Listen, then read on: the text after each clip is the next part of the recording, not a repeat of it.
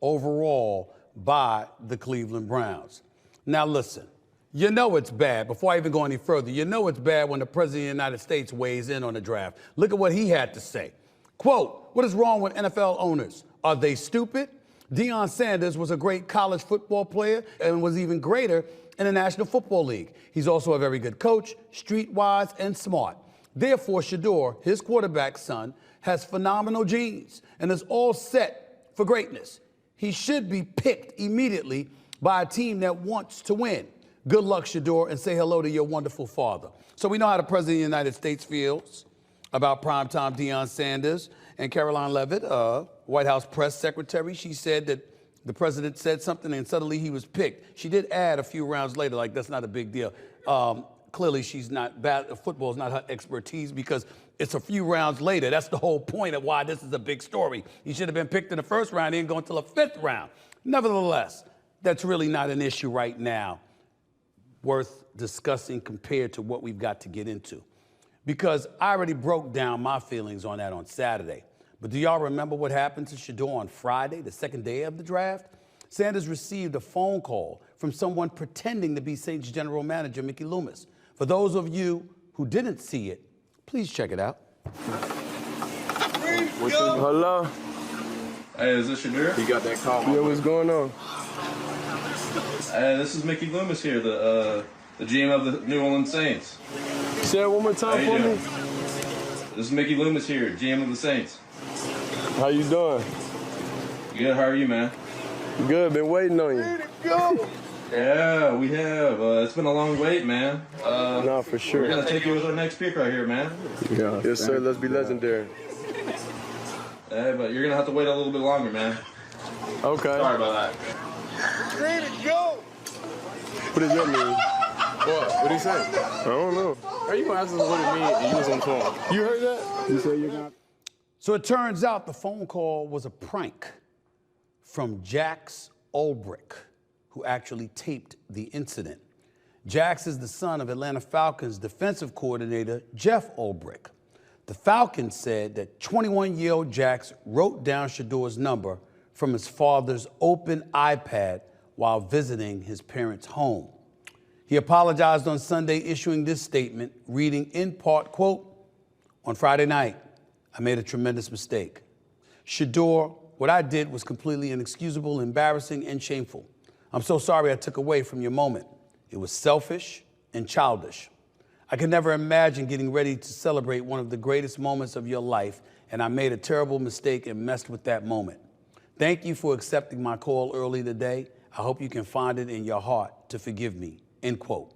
As for the Falcons, they issued their own statement saying in part, quote, "The Atlanta Falcons do not condone this behavior and send our sincere apologies to Shedeur Sanders and his family, who we have been in contact with to apologize to, as well as facilitate an apology directly from Jax to the Sanders family," end quote. Finally, the Falcons said in their statement that Jeff Ulbrich was not aware of the data breach or the prank call until after the fact, end quote. Let me say this. I completely believe Jeff Ulbrich. I think grown adults wouldn't do such a thing. There's no evidence to the contrary to say or incriminate him in any way.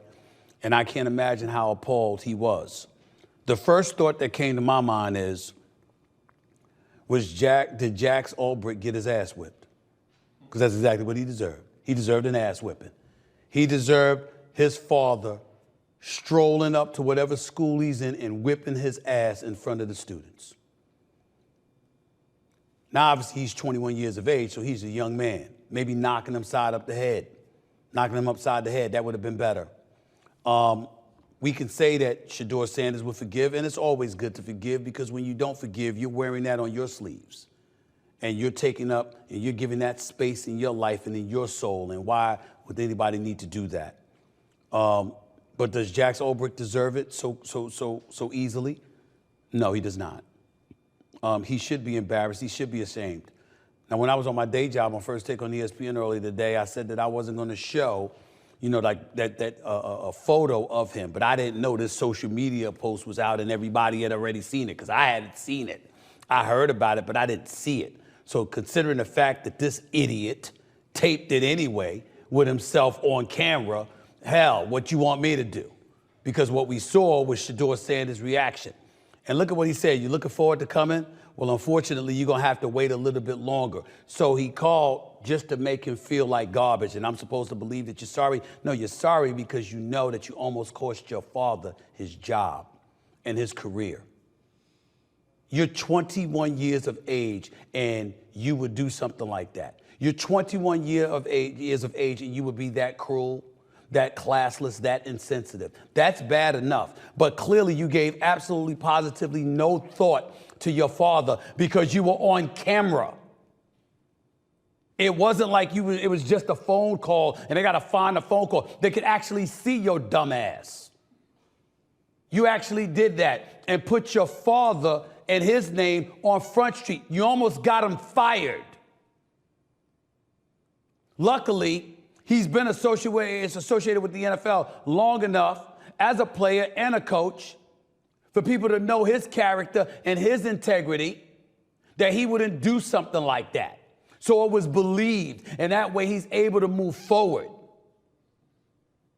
But you almost cost your father his career. How stupid can you be?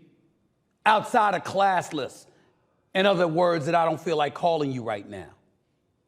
There are certain times where people deserve to get their ass kicked, and this was one of them. Now let me get to Shedeur Sanders, because I'm going to reiterate my point about this. Ladies and gentlemen, everybody's missing the picture. I've seen a bunch of people coming at me talking about, well, you know what? He wasn't that good. 37 touchdowns, 10 interceptions, over 4,100 yards passing.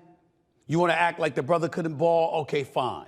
We all know he could ball. He was projected potentially to be the #1 pick. Then when it was clear that Cam Ward was going to be #1, you wondered whether he was going to go at #3. Before the Raiders acquired Geno Smith, you wondered whether he was going to go to 6.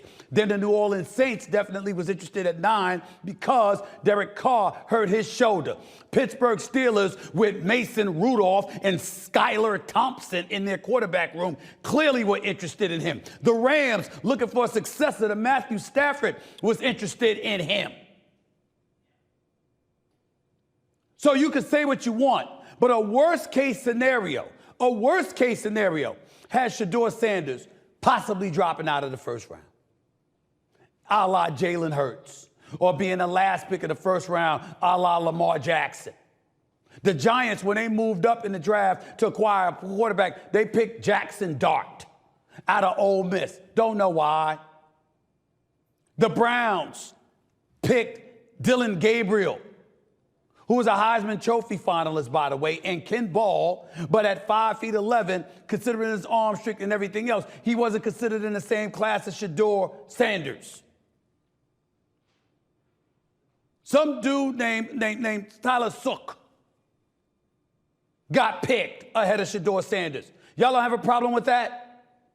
The most important position in the National Football League is the quarterback position. A projected first-round pick falling to the 5th round is not something we have ever seen for somebody who wasn't coming off a devastating injury or had a checkered pass or didn't have a checkered pass off the field. Those are the only kinds of folks that drop that precipitously. Neither applies to Shedeur Sanders. He has no checkered pass off the field. On the field, he performed, and he has no injury history, despite being sacked 94 times in the last 2 years. But he went to the 5th round. And why? Primetime Deion Sanders is why. You know, I recently saw a clip of Boomer Esiason, former NFL quarterback, big-time radio host, speaking about it and saying that he was told that on several occasions somebody wanted to grab Sanders, and the owner stepped in and said, no, we don't want him. Because during the whole interview process and what have you, he appeared arrogant and brash, and they didn't like it.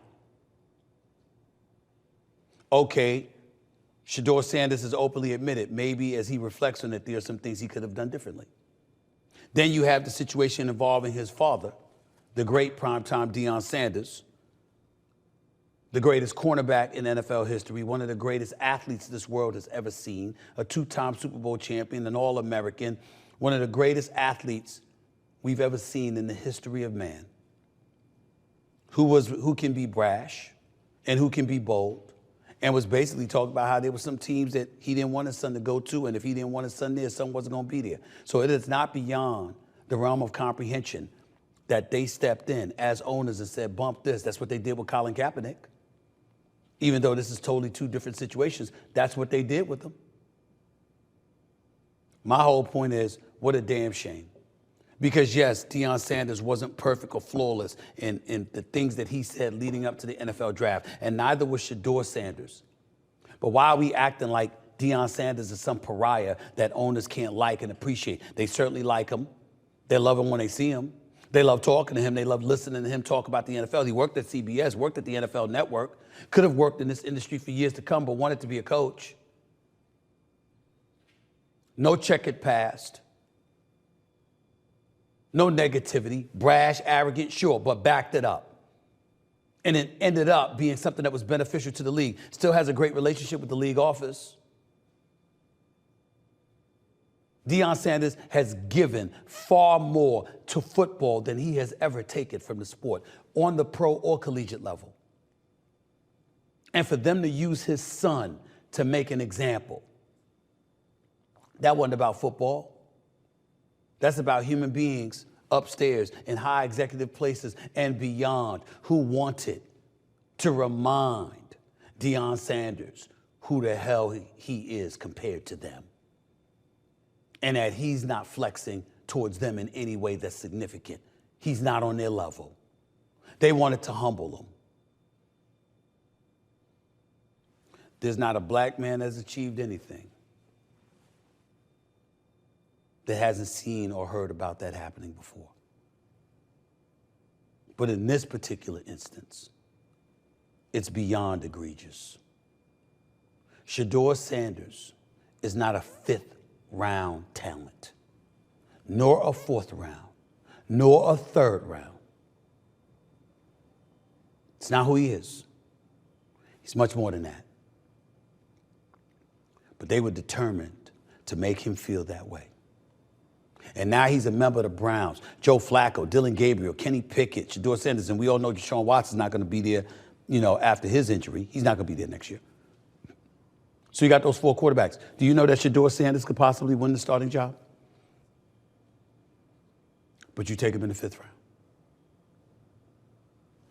It's pretty damn shameful. Tiếp tục móc nha. Mũi tiếp theo.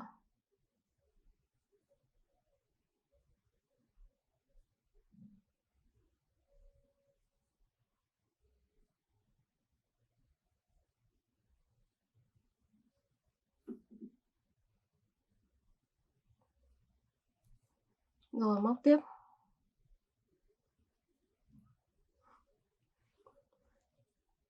Rồi. Cứ lần lượt như vậy là được nhé.